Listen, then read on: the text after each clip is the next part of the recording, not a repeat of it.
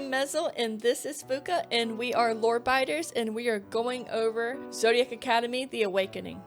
And don't worry, the book's not the only thing having an awakening tonight. Wait, I'm in my bikini model!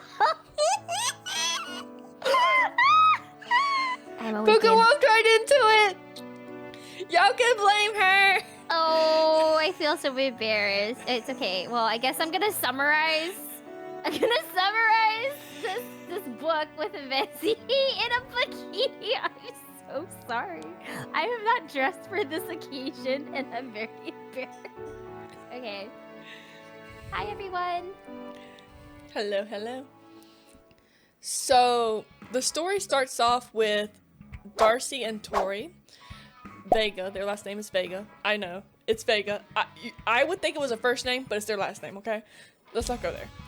And basically, they live in Chicago, big city, 2 girls on their own, and they're trying to make a living. But they've had a lot of rotten luck in life, and they don't have money for their apartment, okay? It happens. Hell, people nowadays struggling for rent, so I feel you, girls, I feel you. Make that money, make that money.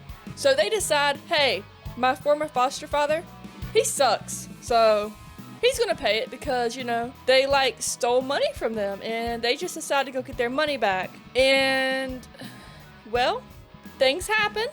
It doesn't go according to plan. The police step in and they get saved by a guy. At first, the guy seems like nothing, right? Luck. But it comes out later, he was looking for them and it was all planned. And he tells them that they're the lost heirs to a Solarian throne and they're actually fairies. I know.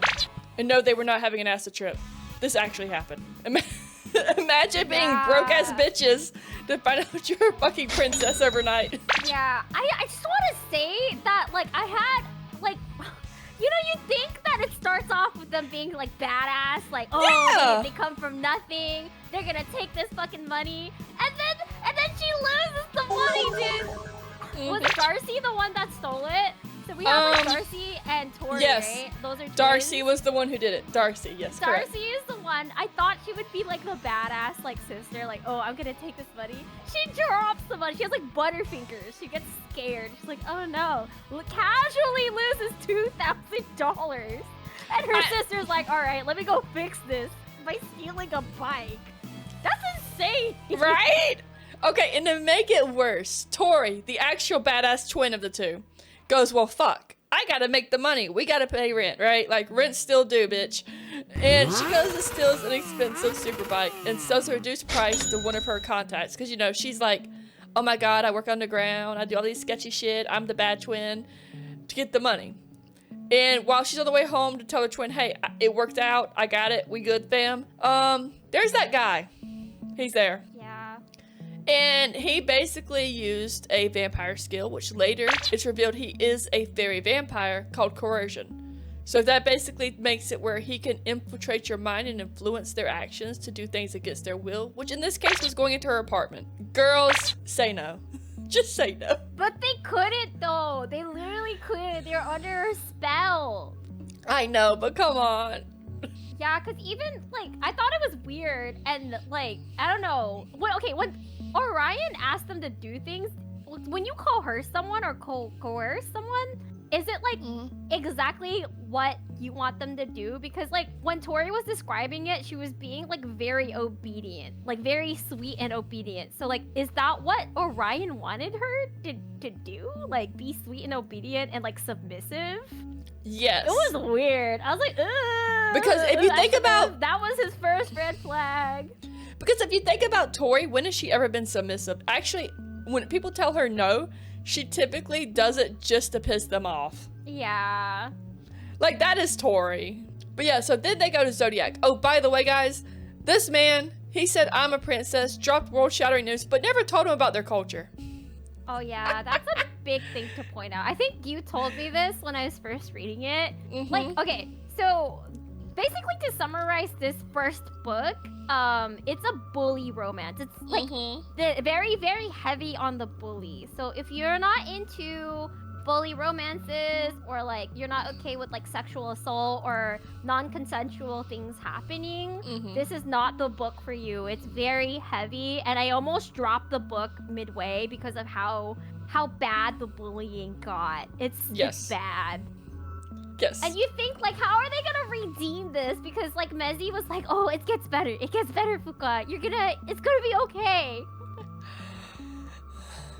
So, Fuka, would you like to explain to the audience what happened at their first introduction to Zodiac? Because remember, at this point, they just walked to Zodiac. Well, came to Zodiac. Okay, so they get teleported, like, he's like, Orion is like, so you're Faye, BT Dubs, and if you want the money, come with me. And they're like, ooh, money, hell yeah. Doesn't explain how to get the money, right? Because he mentions like an inheritance, and like lightly says like, oh, you guys can reclaim your throne, hee, right? Doesn't emphasize that, and he just like teleports them. And then there's this ceremony with like, is it like Professor Zenith?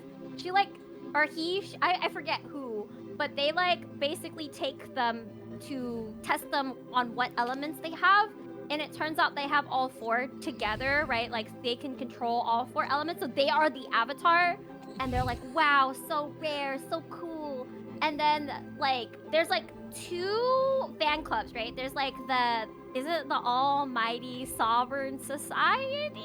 I think so, and the other one's the Ass Club. Yeah, the Ass Club. And then they have like the Celestial Air fangirls. So there's like these 4 guys that like come in like, oh, look who's here, the princesses are real. And they're the ones that were promised the throne as well, and then they're the bullies, right? They just absolutely hate Tori and Darcy. So basically we find out, oh, I thought at this point, right, okay, it's gonna be like they're not gonna get along, and they're just going to make like faces at each other, right? I thought it wasn't gonna be as aggressive. No, that doesn't happen.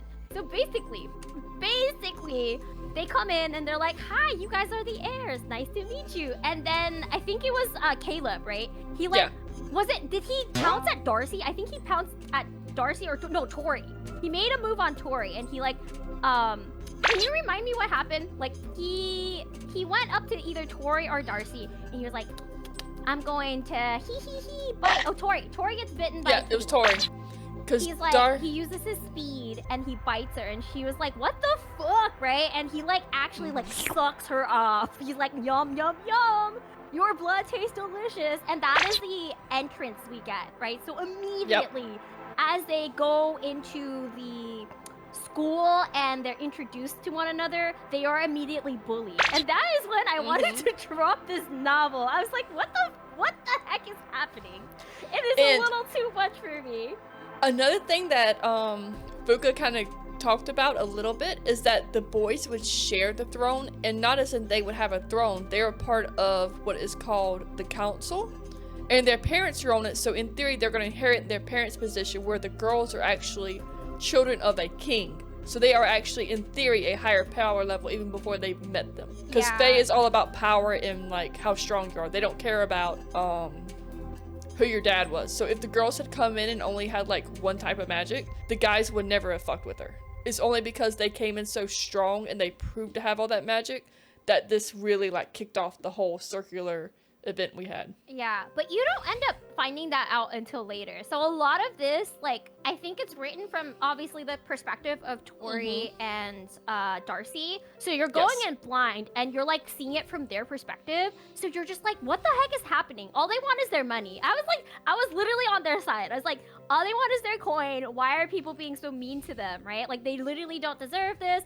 They don't even have parents. They don't have anyone that loves them. And immediately get tormented. So this goes out, like, this torment goes throughout the novels. And I was so sick of it by, I think by book 5, I was like, why are they still mean to each other? It doesn't get better. No, it sure doesn't. So, like, I think you mentioned it too, like, before, I think in our previous podcast, that this is a very true enemies to lovers. So if you're here for, like, the angst, and if you are here for just kind of watching true enemies, like people who hate each other, absolutely hate each other, cannot stand each other, become lovers, and more, I think this is the story for you. But yeah, that's kind of their intro to Zodiac, and then they pick their dorms, right? I think it's kind of like I want to say Harry Potter, or just like university slash like it's kind of Harry Potter, romance. but it's kind of not, because their house is determined by what magic they have is the strongest. Since the girls had all 4, they did have 2 stronger elements than the other ones that were slightly stronger, but they shared one of them. So they got put in their other strongest because the principal decided it'd be unfair for one house to have both of the strongest, basically Fae around. So they split them. So Darcy goes to House Air, which is under Seth, by the way, because for some reason, fuck the council, their kids control each of the houses. So Seth is Air, and he's the werewolf. Yay her. And Tori goes to Darius, and Darius is the dragon, and he is the leader of the boneheaded council boys. Yeah, because dragons are the strongest. I think in the Fae world, there's like even a hierarchy within like what type of Fae they are, and dragons are like the strongest compared to most Fae because they have a lot of magic, and I think they're simply just bigger, right? Like it just feels like the bigger you are, the stronger you are. Yes, and so to explain a little bit about the Fae, there are 3 orders. There's the Tania order, which includes vampires and sirens, which, by the way, Maxi Boy is a siren. That's gonna come up later. Mutino order is shapeshifters such as werewolves, dragons, and Pegasus, and that's what Darius is. And I'm saying these wrong, I'm so sorry. Devious order is hybrids. Those are like Minotaurs, Medusas, and Chimras. So basically anything that's half of one and half another, that's in that group. And that's important because that determines how the orders recharge their magic. And since Darcy and Tori don't even know, one, at the moment, who their parents are, like actually who they are. Everyone else knows, but they don't. And they don't know what their order form is because most kids by now know it. They don't know how to get their magic actually to come out because they don't know how to replenish it, which is a problem. So all this potential they have is just idle at this point in the story. Yeah, because they're considered changelings, right? Like, at this point in time, there's a lot of people that don't know their order. Yeah, actually, like, you can, I think they get into the genetics of it, which was kind of interesting. Like, if you have, like, mixed blood, there's a chance of you not becoming like your family and to inherit, like, the recessive traits. And that's why, like, I think, at a certain point in the book, we get to see insight of, like, Darius, like, being betrothed to his cousin. Because the Acrox family really like their blood being pure, because that determines like basically how much power their child is gonna have. So it's interesting because there is like a kind of a scare like amongst the freshmen. Oh my god, right? Like, am I gonna be the correct order? And there's like an anxiety when their orders emerge, right? That's like a whole thing too. Which I thought was interesting, but you don't get to that. You really don't get to that until like maybe like the second book, right? Like they like talk about it a little bit at the first book, but they dive more into it with the second book. And I mean, Fuka is correct. I mean, some of the people do not get their orders right away. That is absolutely correct. A lot of the characters didn't, but I will say there are certain orders like Werewolf, which you will find out in I think 3 books in about the tragic story about specifically Seth's family and how they treat werewolf puppies. And vampires, theirs come on really early, so there are some orders that naturally manifest when they're still very young children. But that also depends on their order. Yeah, it really depends on your order and how it goes. But yeah, I think so. Just to recap too, we know the orders of the 4, right? Max is the siren. Yes. Seth is the werewolf. Werewolf. Caleb is the vampire, and Darius, you don't know his until later, right? There's like a scene where he like flies, right? He like strips naked and flies. I forget when he like strips naked and flies, but yeah, he's like a dragon. So he's like you. Yes, he is like me.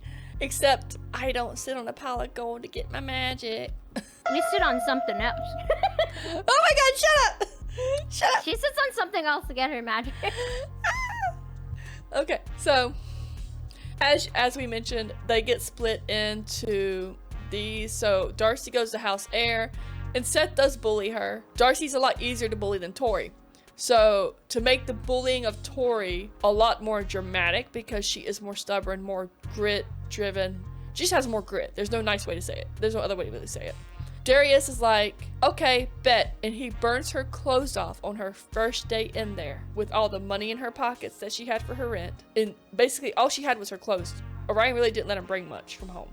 And he just burned it all to ash right there. And it publicly embarrassed her in front of the whole house. Yeah, it exposed her to, like, basically people have nudes of her now because, like, her whole house is, like, taking photos of her. Yep. And I think if you have the mentality of, like, reading it from a human's perspective, you're like, oh my god, who would do this? Why would they do this? But then you realize how, like, kind of loosey-goosey a lot of the orders are and a lot of the fays are about their physical appearance, because, like, they're quick to change and, like, their human appearance really doesn't matter at the end of the day, because some of them just end up, like, you know, changing into their creature form or their fae form. So I feel like I'm downplaying how bad this situation is, but once you realize that, really, I think to the heirs, it's like light play. They're bullying them, but not as bad as they think that they're. I think the best way to describe this, when it comes to sexuality and openness, they're almost like British. They are very much like, they have a fucking moon that makes them fuck each other. Like, they are very into the more sexual side of their natures. Where and Darcy, there's no, like, shame. Yeah. There's no shame. But to Darcy and Tori, there is a lot of shame, and we see this repeated throughout the whole book, where they're just ashamed because they were raised to be human, and especially in America, you do not walk down the street with your clothes off without going to jail. So they're like, this is taboo. But so, what ends up happening to Darcy is, like, not as bad as Tori, sadly, right?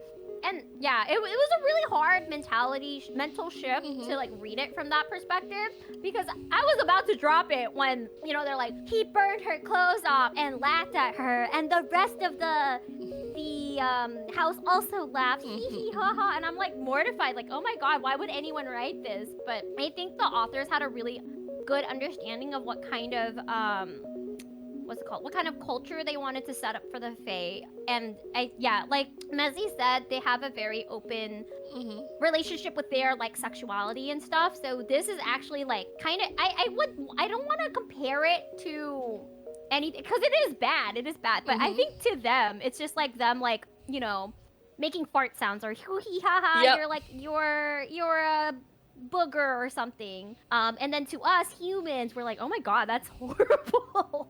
Yeah, but what happens to Darcy? Oh my god, all they did to her was, like, they blindfolded her and told her to jump, and she jumped, right? And then everyone laughed because she was so scared, and I was like, okay, this is, like, really ridiculous, right? Like, what the heck? That's because Seth is actually not that bad of a guy, and I think it comes down to the fact of being an alpha werewolf. That whole dorm is his pack, so he can't really just outright kill her like the other heirs could. Yeah, I think he, like, I don't know what to say. Like, what was it called when you look at someone, you imprint? I think he, like, accidentally imprinted on her, right? It was something like that. He felt like this draw to her. Yeah, he was like, you're my Omega and I can't stop. Yeah, I had to Google what an Omega was. I was like, what oh my god, no, don't. I haven't read a lot of, like, werewolf porn and stories. The only werewolf story I read was Mate, and that is about, like, a vampire and a wolf, and I found out a lot of things. So it goes alpha, beta, delta. If you go to delta, most don't. Normally that's just your normal pack members. And then it goes to Omega and Rogue or Loner. The Omega is, like, they match with the Alpha, right? Like, no, they're like a match made, or they're not match. No, Omega's basically like your bitch boy you tell to go clean your dishes because they have no power and you just bully them, and they're lucky the pack considers them part of the pack. That's so sad. Oh yeah, my I hate to say it, but the God. Omega's basically typically treated like dirt, and because they have no benefit to the pack, and the pack is typically just taking care of them. Most stories write them off as, like, the weakest link. Oh my god. Yeah, they're like, if you were to read, like, an actual werewolf story, if they were wolves, they would eat last. Oh, that's so sad. Yes. I don't like that. I'm sorry, you asked. I thought it was, like, the person's, like, the alpha's, like, mate, you know? And No! that's what I thought it was. No, you're thinking of like a love story. In terms of ranking, Omega means you're the bottom of the pack. Yeah, I guess they were calling Darcy a bottom bitch. But I guess, yeah, she is. She really is. It's okay, I got you, Fuka, I got you. Yes, I don't know the terminology. I don't read enough stories for this, but yeah. I learned this from role-playing. This is a role-playing thing. I definitely know how the terms are supposed to be used. Were you the alpha or omega in your roleplay? It didn't work that way because we used characters and we were also like young children, so we didn't think of it like past. Oh, okay. This is when you're young. Okay, we can't sexualize young Izzy. That's not okay. This is why I'm telling you, like, without the sexualized stuff, these are what the terms are supposed to mean. Now, in actual sexualized or erotica genre, they are not used that way, or they're not used that way for long, and it quickly becomes a love story. But in reality, that's how the terms are supposed to be used. So back to topic. Now that Fuka has an education on stream. I'm learning. Taking notes right now. So as the schooling, goes on, because it's not just about one day. This is supposed to be like a whole year, which I don't even know if the book is a whole year actually. Now that I think about it. But anyway. No, it's not. It is not a whole year, which is freaky to me. Okay, I think this book is only like 2 to 3 months. Like, I actually don't think it's like a whole year. I didn't think it was because either. The next book is set in October because that's when the blood moon comes out, right? Like, or Halloween or something, and then it skips to Christmas. So it hasn't even been a whole ass year. This has been like a month of just straight bullying. I would have like unalived. I honestly, if I were in their shoes, I would have just been like, this is horrible. I would not be here. So the girls luckily have a little bit of grit to them because Chicago, rough neighborhood, man. Learned about their own parents, the king and queen. They learned that the king was a hydra, a fucking hydra. Can I hear it in there for those Tiamat fans? A hydra, man. And the queen was a harpy. So they know they're basically mixed orders potentially. So, but they don't know what one. Because they could be dragons, they could be anything at this point. Because they have the bloodline of almost everything. Yeah. Hydras are really rare. I think it's like a really, really rare order. They have like been thought to like die out. I think there's like another class low-key, right? They mention it. It's like, I don't know what it's called, but the order's like basically like mythic order, where it's like these have like long died out and they're very rare. And dude, okay, I wrote this in my notes, but I was like, well, how does a hydra look downstairs? Because hydras have 2 heads. So does that mean he has 2 heads? Hydras can have hydras can have infinite number of heads. It's more than one. So does that mean his downstairs also has infinite number of heads? And at that point, I'm just like, queen, I forgot the Solarian queen. What was her name? I forgot her name, but I'm too busy trying to figure out how to explain to the birds and the bees to you right now. What was her name? I forgot. What was her name? Birds and the bees. Well, okay. Do they mate in their form? Like, I'm just wondering. Oh, her name with is Marissa. With how big the father is, I'm gonna say no, because he was so much larger than her. But like, dogs meet. Like, even though you have a larger dog and a smaller dog, so wait. You do know that most of those are like genetically engineered, right? That a Chihuahua is not getting with a Great Dane naturally. But they could. Fuka. I don't think they could. Okay.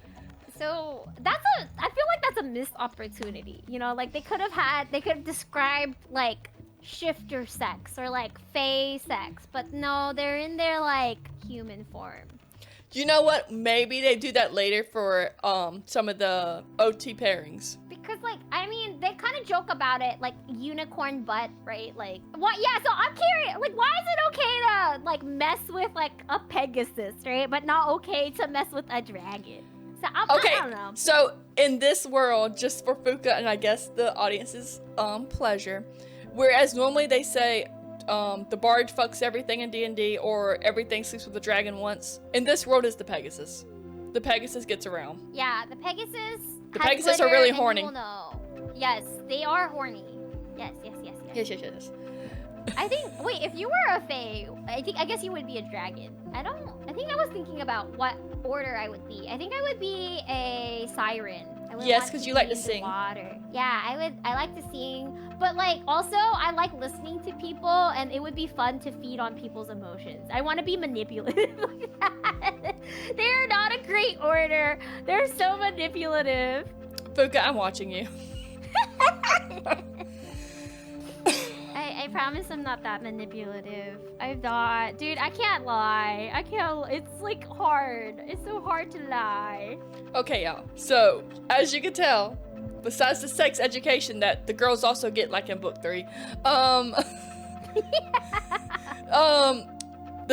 found out that life's not bad enough. There has to be a mysterious creature called nymphs. Nymphs are basically, I don't want to call them fae, but technically you would say they're an order of fae that are not really recognized as an order of fae, because they could take magic from fairies and make it their own, but they aren't naturally born with magic and they gotta steal it. So it's like a souped up vampire predatory fae. And basically they're the main enemies, and they killed their parents, and that's why they're orphans, and that's why they were in the human world.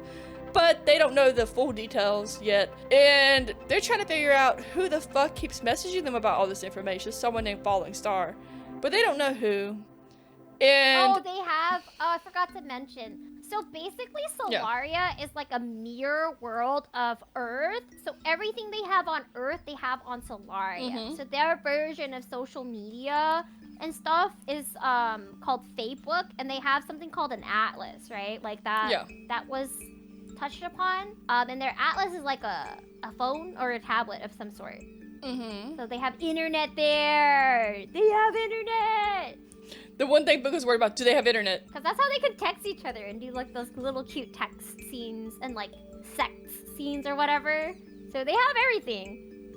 So it's interesting how they describe like Solaria, the kingdom of Solaria, because it's exactly like Earth, but like more magic. They also have magical things. So basically, Falling Star, who you don't know who it is, and we don't know at this point, tells them Darius and Ryan are basically potentially trying to kill them soon and don't trust them. But these messages are coming very weirdly. Like, they might come in a text or a note, and there's no sign of who's leaving the notes, and they're like just freaked out. Yeah. So. Oh, I forgot. I'm sorry. I keep interrupting. No, you're Another fine. thing to know, I forgot to mention this because like it's obviously called Zodiac Academy, right? But I didn't realize how much the stars have to do with the story. So like you're here, I don't know, I'm not really an astrologist, right? Like I like the idea of astrology, but I don't really follow it. Some people like check their astrology like frequently daily. And the same thing happens to the girls, right? So every chapter we begin with like basically a message from the stars, or like hey Gemini, blah blah blah blah. So they get their like astrology like said out loud to them every single day. And it's actually important in the book to like read those things because they kind of dictate what happens. Like every single quote from the atlas about their astrology low-key becomes true. And I think that's like a cool way to like foreshadow everything, because it's as ambiguous as you think it would be, but then it actually becomes true. So on top of getting like mysterious messages from Fallen Star, they're also like kind of taking in their astrology and not taking it too seriously at first. Have you ever heard the story of have you ever read the story of Macbeth? Like actually read it? No, I read parts of it in high school. Okay, so Macbeth's whole premise is the age-old question of by trying to avoid his fate, did he make his fate, or was his fate so set in stone he couldn't change it?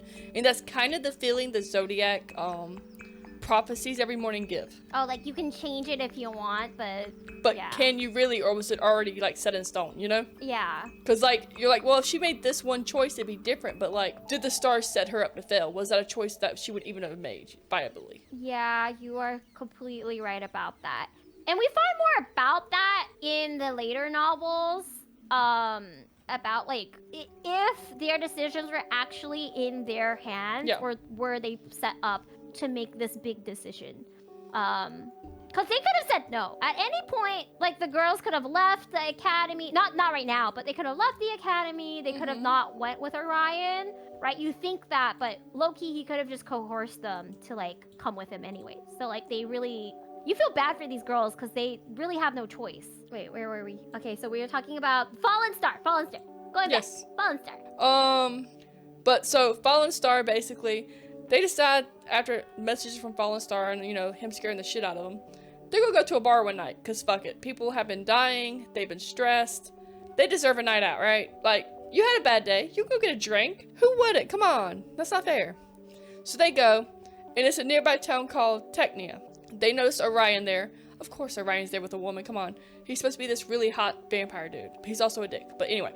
And they're ordering drinks, and she hears a plan about plans to kill someone mysterious, and she thinks they're planning to kill her and Tori. So it scares her, of course, so she goes and tells Tori what they overheard. You know, like, hey sis, that bitch is actually after us. And instead of heeding the warning, Darcy, you know, goes back to the table, whatever. And she's like, we're with friends, he can't do nothing. Sophia becomes extremely drunk, and I mean like blackout drunk, y'all. I don't mean like, hey y'all, let's have fun. It's, y'all, I'm sloshed. Diego takes her home. Tori's mentioned by Falling Star, asking the twins to meet behind the bar. Okay, sketchy. If I thought somebody was going to kill me, they got a text from somebody, I don't know who they are, I would not go behind the bar, just so you know. That's asking to die. That's asking to die. They don't make they're not smart people, okay? I'm going to say that right now. These girls are 18 and it shows. Yeah, you have to also remind yourself of that. Like, oh my god, they're little children. And I'm like, oh, why are they like this? Why are you making this decision? Your brain needs to be developed more. So, they, you know, they receive another message claiming it's unsafe whenever they go into the alley and it's empty. But then they hear a rattle, and they can't suddenly use their magic, which they've been learning how to use. And they're like, okay, this ain't normal. The rattle is something they've never heard before. And that's when we learn that rattle is the sound the nymphs make. And that cold, chilling fear, kind of like a Dementor from Harry Potter, that's the nymphs. They don't, I won't say they suck the happiness, but they suck the essence of magic from them, from the air itself. So they are very, very dangerous. And their fingers are basically big suction things, by the way. They'll pierce your heart with it. Yeah, they're kind of bad. And then they take your powers. Like, yes. If you get sucked off by a nymph, you give them their powers, which is why nymphs are so deadly, because I think fae are very weak towards them. And it's scary for the fae, because once the nymphs get the powers of, like, the most powerful fae, they can rule all of Solaria. Right? Like, that was, like, the main, like, scare. Like, oh, they can do the thing. So, the girls, you know, I'm out, bitches. They gone. The celestial heirs find out what happened. They decide, we're gonna make a truce. They go dance, and, you know, hey, you're safe now. We're here. We'll protect you. And they become intimate with each other. And by that, I mean they became friendly. They actually seem like they're friends for once, which these girls, they don't really trust them. But they're like, maybe they're not so bad. Maybe we've just been, you know, not getting along well, and it's about to be okay. But then a student is attacked by a nymph, and they're saved by Professor Orion. All the students get kicked back on the bus, and the girls notice that all the heirs are there except for Darius. But Darius, I'm pretty sure, was there earlier, and now he's not. And a student was attacked, and they don't know what's going on. Like, you gotta remember, just like in a real school, the information is limited. They're not being told everything. They don't need to know everything. They're still children. They're babies. That's what the professors are for. So don't take it too bad. But this is where a lot of the trouble for the girls actually starts. Because like I said, they were becoming intimate with the boys. And I don't mean they were like, oh my god, let's go have sex in the closet. It was more like, hey, let's have a beer. We're having a great time. Okay?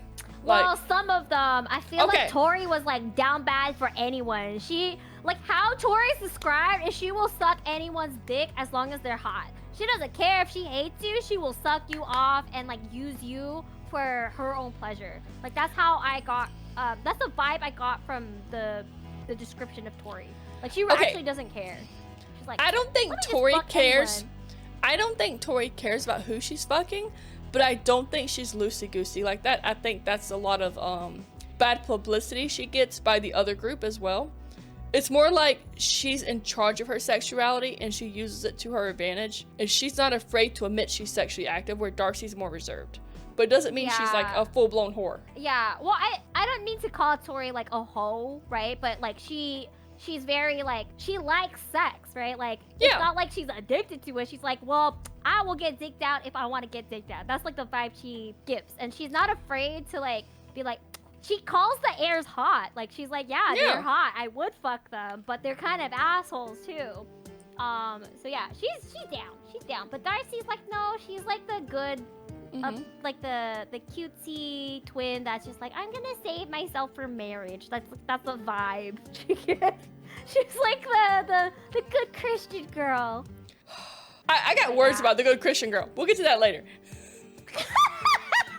Okay. I'm just gonna say, if y'all know anything about stereotypes, the pastor's daughter is typically the dirtiest one in bed. Just saying. Yes. Just because you date a good Christian girl does not mean you are getting. Wait, holy shit. I'm just gonna throw that out. I'm gonna send you something as we're talking. Good Christian values about good Christian values. So Caleb and Seth are really here. Remember, Caleb's a vampire. He can do coercion just like Orion. Seth is a siren, so he can manipulate you if he really wants to as well.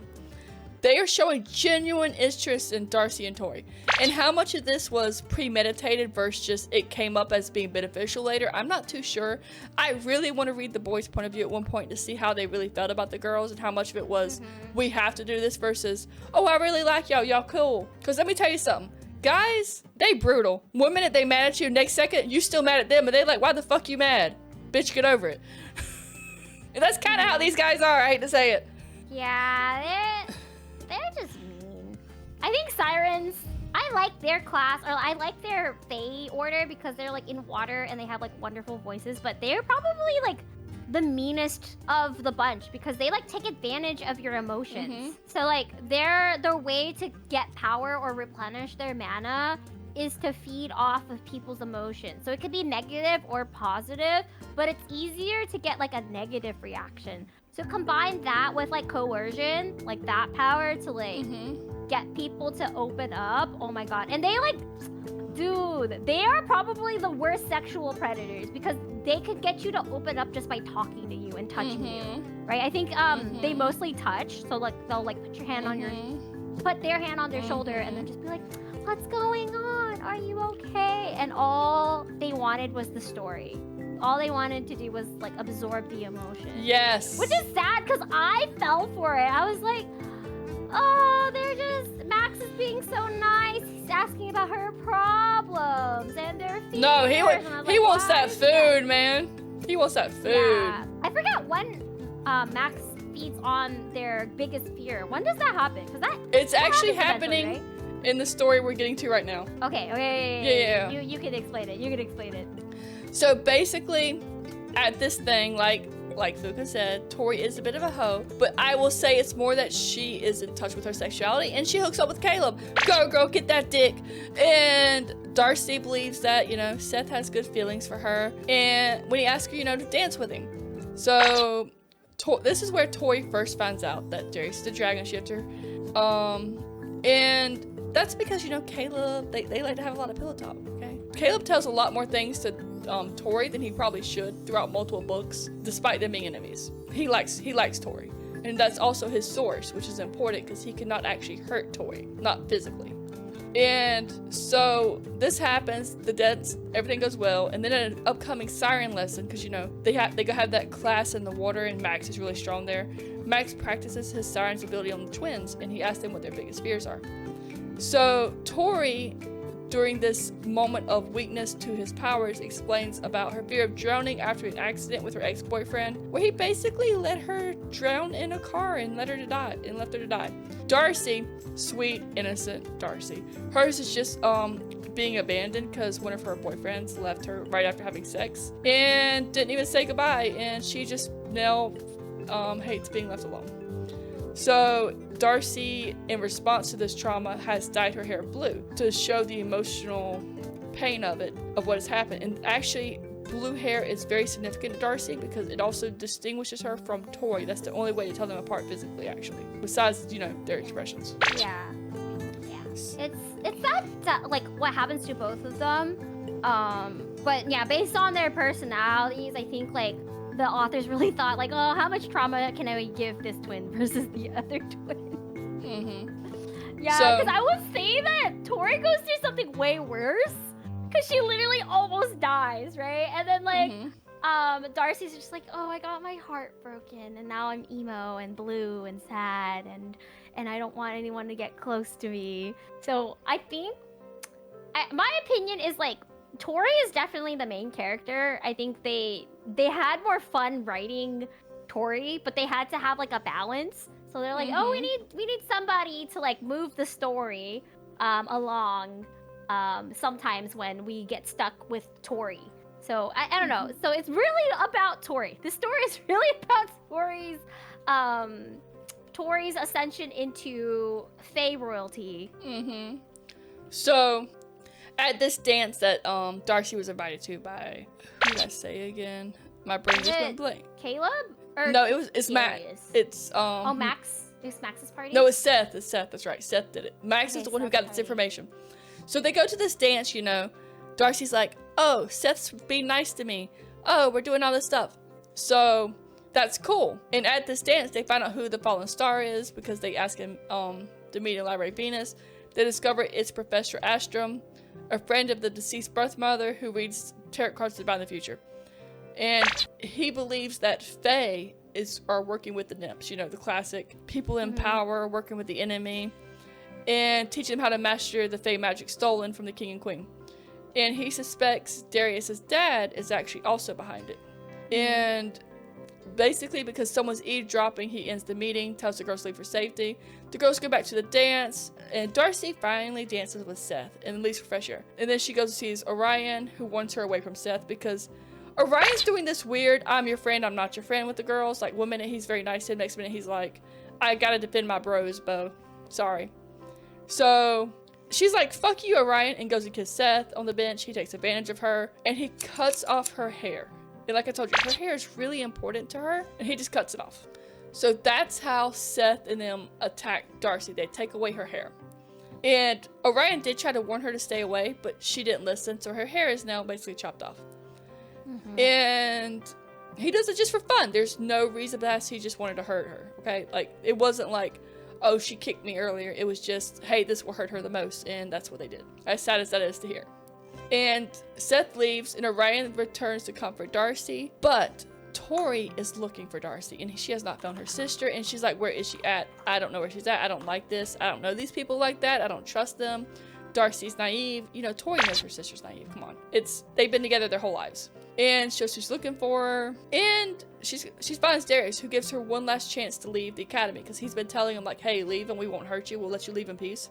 And secretly, they've been wanting to leave, but she will never admit that to Darius. She is not prideful enough. She's too prideful. She won't tell him that. So she declines the offer, and he uses coercion to force her to go to the lunar building with her, where he forces her to jump in the deep end of the pool and face her fears of drowning in front of all the students. And basically, she panics. She can't swim because she's still afraid of water. So she just goes under. And they use their magic to hold her under even more. So once she's over the panic, she can't get out, and they trap her with ice.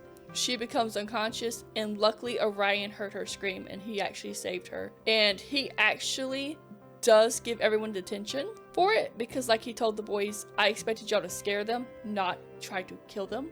And unfortunately, while all this happened, Falling Star does die, aka Professor Astrum, so their only ally has died. And they find a magic card, a death card of his, and it warns that the shadows have discovered him, and the answers she seeks are hidden between Leo, Darius, and Libra, Orion, and they must not trust the flames. And that's the last thing we hear of Falling Star, before the girls are basically just left on their own in a school full of boys who want to keep them down and make them leave. And Nell have just attempted murder on one of the girls, and the other girl is currently just hairless. Oh, this is his type. Bikers only. She literally, this person doesn't have pants on. How do you ride a bike without pants? Chaps. I don't think I would be able to be one of these women. I never asked you to, silly. Fuka, I love you so fucking much, man. I love you. Wait, free parking in the rear? Fuka. That's what the sticker means. Fuka. You're learning so much. I didn't think I'd teach you. That's okay, why she doesn't have pants on.